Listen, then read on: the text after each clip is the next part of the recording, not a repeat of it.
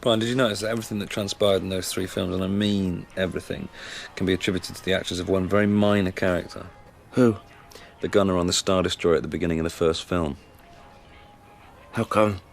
Well, because if the gunner had shot the pod that C-3PO and R2 were in, they wouldn't have got to Tatooine, they wouldn't have met Luke, Luke wouldn't have met Ben, they wouldn't have met Han and Chewie, they wouldn't have rescued Princess Leia. None of it would have happened. Chaos theory. The predictability of random events. The notion that reality as we know it, past, present, future, is in fact a mathematically predictable, preordained system. So somewhere out there in the vastness of the unknown is an equation for predicting the future. An equation so complex as to utterly defy any possibility of comprehension by even the most brilliant human mind. But an equation nonetheless. Oh my God. What? I've got some fucking Jaffa Cakes in my coat pocket. Oh, Mama! Oh, Daddy! Let's all play kabang!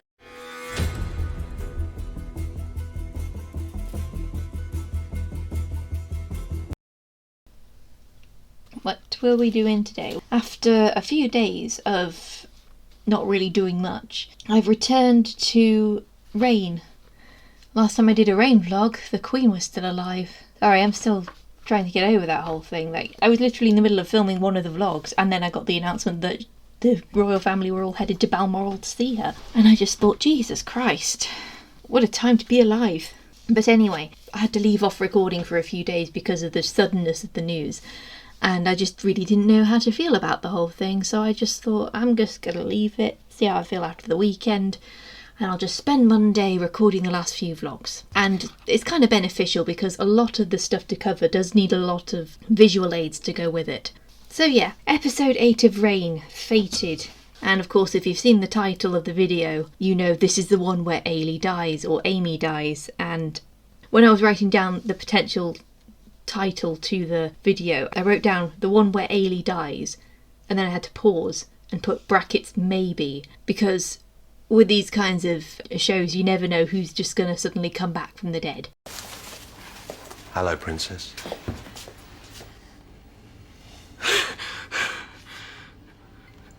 But I actually did go and check the wiki, and yes, Aylee does stay dead, she doesn't come back. It is a bit odd because she is supposed to be based on Mary Seton, I think. Yes, she is based on Mary Seton. Mary Seton was kind of unique in that she was the only one of the four Marys to never get married. And she served Mary Queen of Scots faithfully until Mary Queen of Scots was executed in the 1580s. And then she was the last of the four Marys to die. So it's kind of odd that she's the first of the four Marys to die in Rain. If you hear rustling, Alan's on the plastic bag behind me. He thinks, oh, now's the time to have a wash. Anyway, this episode deals with the immediate aftermath of the invasion of the castle, and King Henri has come home and he's like, what the hell did I miss? Well, first time you see him, he's checking in with Kenna, and Kenna is being treated by Nostradamus, who was, I guess, the court healer at the same time as being the court soothsayer. Kenna is still pretty badly beaten up from what happened to her. She got a massive lip cut and bruises on her face, although she's not too bruised as to not look pretty anymore. And obviously my guess was that when she was beaten in the last episode, she had some of her ribs broken. And Kenna is upset that the only reason that she was attacked so badly was because she was the king's mistress, and Henri is not there for her when she needs him to be. And he won't hear of discarding Diane, because he just says, if you ask me one more time, I'm going to choose her. And then this all leads into the poisoning, really. So, I mean, I will get to this. This is about, this episode's got a lot of interlocking parts. There's not really like a separate subplot that's happening. So at the start of the episode, we have Francois and Mary, who are still sleeping together. It's not such a bad thing for them because they're going to get married anyway. And Francois is hoping that Mary's now pregnant, and that means they can get married a lot sooner. And there is literally a scene where a servant comes knocking on the door and Mary hides herself under the covers, and Francois is just like, yep. It was a Chandler and Monica scene from Friends. I just couldn't help thinking of either the scene where it's revealed that they slept together the previous night and Monica pops her head up and says, do you think you knew I was here? Or the the scene in the next season when they're in the bath together and Joey comes in. That was probably like a direct reference to that scene in Friends. So Mary and Francois are excited to get married and they think we should do this sooner. Let's skip all of these formalities and arrangements and let's go and get married tomorrow night. And now King Henri is even more enthusiastic for Mary and Francois to get married because news reaches the French court that Queen Mary I of England is dying. And given that we see frost melting in this episode, I'm guessing it's now the spring of 1558. Right, what's next? Oh yes, now it's spring. Jesus! Spring, okay. So news of Mary dying might have reached them as early as that. Because Mary has a legitimate claim to the crown of England, he wants Francois and Mary married as soon as possible. Oh God. Too many Marys. This is why they changed the 4 Marys' names. I can understand that now. So the second Bloody Mary dies, then Mary, Queen of Scots, can claim England, and then they can have Scotland, England and France all together. And this is sort of like Henri's revenge for the whole siege of Bologna thing, and to an extent the 100 Years' War. He is so determined to have Scotland, France and England all together that this is going to define his motivations for the next several episodes.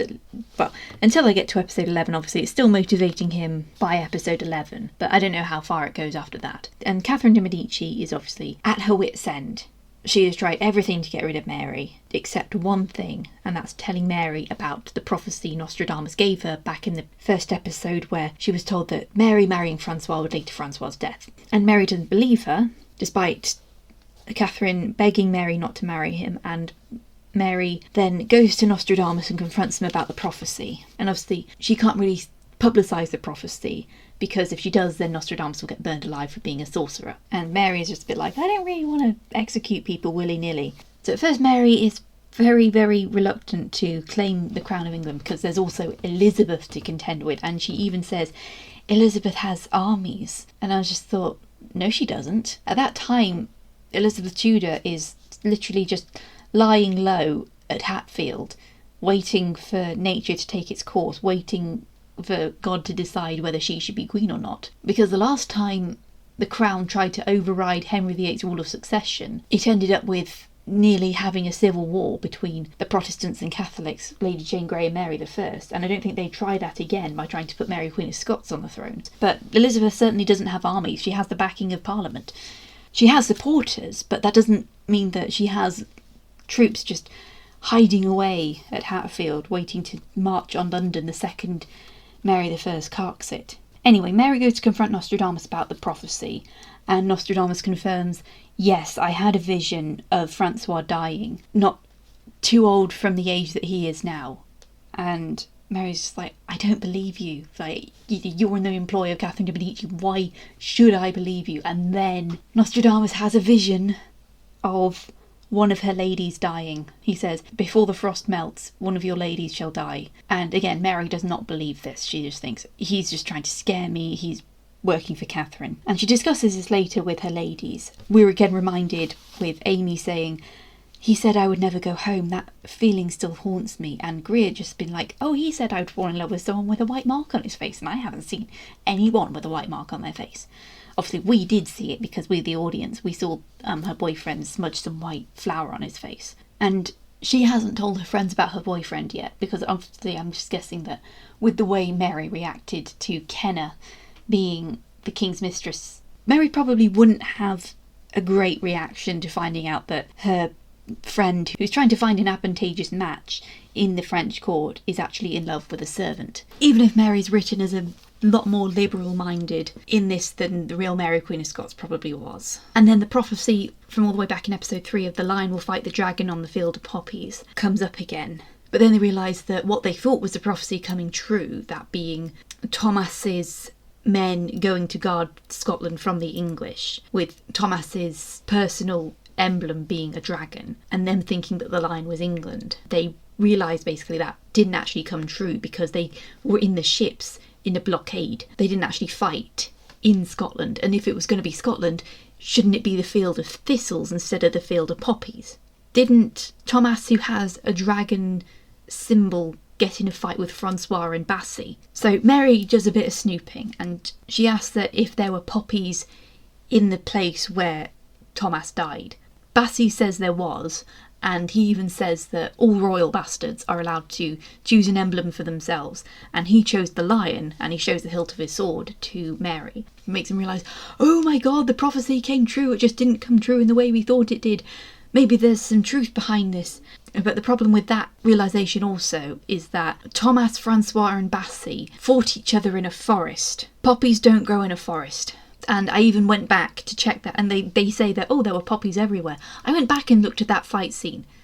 There were no poppies. So either the real prophecy hasn't come true yet, or these writers really just forgot that poppies don't grow in the woods. That's why we call it in Flanders fields, not in Flanders forests. But regardless of whether that prophecy came true or not, the prophecy of one of Mary's ladies dying ends up happening because Kenna, who has now fed up with jealousy, attempts to go and confront Diane de Poitiers about her relationship with Henry. However, a certain priest shows up at the court. I think it's a priest from Rome, and he mistakes Kenna for Diane and tells her that she has his support in legitimising Bassi. Remember, in the last episode, one reason the Count was able to infiltrate the castle so easily was because Diane told them when the king would not be in the castle, and the king's illegitimate sons were there for him to take. And when Bassi found out, he was like, no, I don't want to be legitimised. I don't want it. She's going to try and find other ways to legitimise Bassi. And this priest then, who again confuses Kenna with Diane, tells her that he will do all in his power to make sure that Bassi gets legitimised. And so Kenna knows that Diane helped with the infiltration in the last episode, so she decides to go and tell Catherine de Medici about this. And Catherine de Medici is just a bit like, it's time to do some poisoning up in this castle. But, there's a big but. There's a big switcheroo in all this. Catherine goes to Diane and blackmails her into poisoning Kenna. And she brings her the bottle of poison and everything, tells her to poison Kenna, or she'll tell Henri about her actions in the last episode. From the audience's perspective, we think that Diane goes through with this. So the next day, Kenna is still in recovery in Nostradamus' rooms. The other Marys come to see her, and they're all excited because that's supposed to be the day that Mary is going to marry Francois that evening. And Aylee hands them all some really expensive jewellery. She has just tons of pearl necklaces just sitting in her bag because she says, oh, this is a special occasion, let's all wear nice jewellery. Although all those pearls look so fake, it's like, oh no, I went all the way to Primark for these. Well, maybe not Primark, that's a bit mean.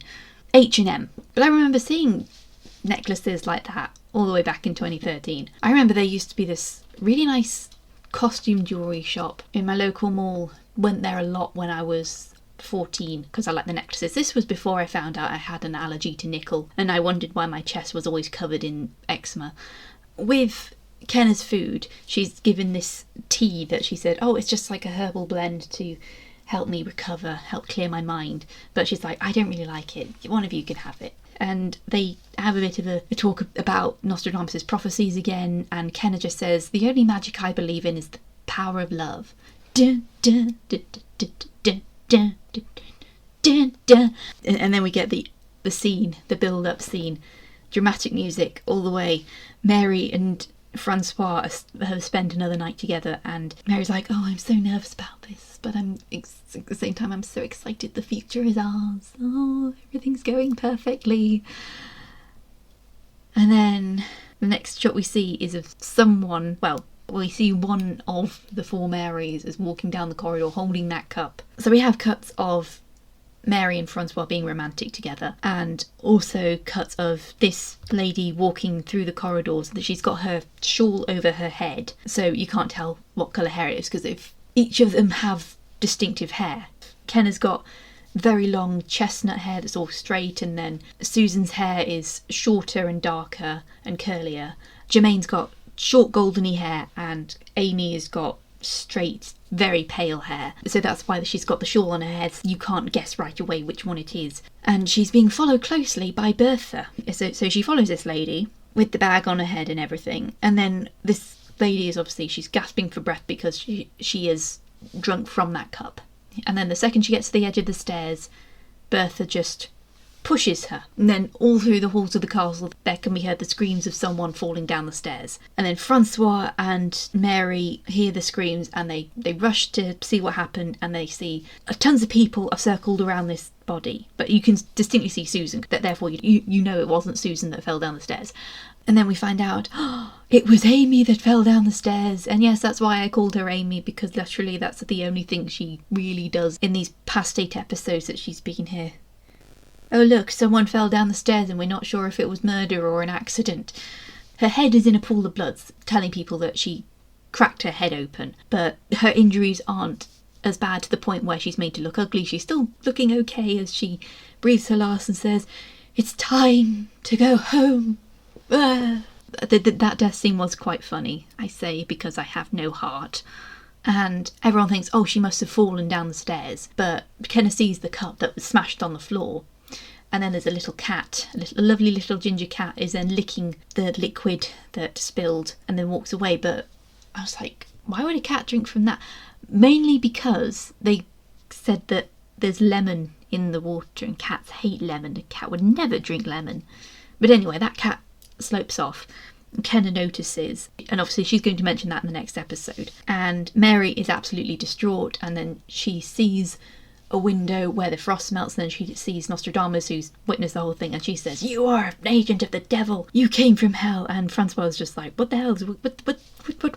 But Mary now believes in Nostradamus' prophecies, and now she now believes that if she marries Francois, that he is going to die, that she is going to cause his death. Nostradamus, however, knows that this death was caused deliberately by Bertha, because she not only pushed Amy down the stairs, but she made sure that one of the ladies was going to get poisoned. For reasons, she didn't want Mary to get married to Francois, because she was basically doing what she thought was best for Mary, because she wanted to protect her. Turns out Diane didn't actually poison Kenna. She threw the poison bottle over the wall and just thought, no, I'm going to appease your father in this. Before the ending, she tells Bassie that she's going to go somewhere with the king and appease him about the whole thing, and Bassie's just like, well, forgive me if I don't really want to come along and watch you two have sex. I'm just going to go somewhere myself until this whole thing is blown over. But the reason one of them ended up being poisoned was because Bertha stole some of Nostradamus' poisons and then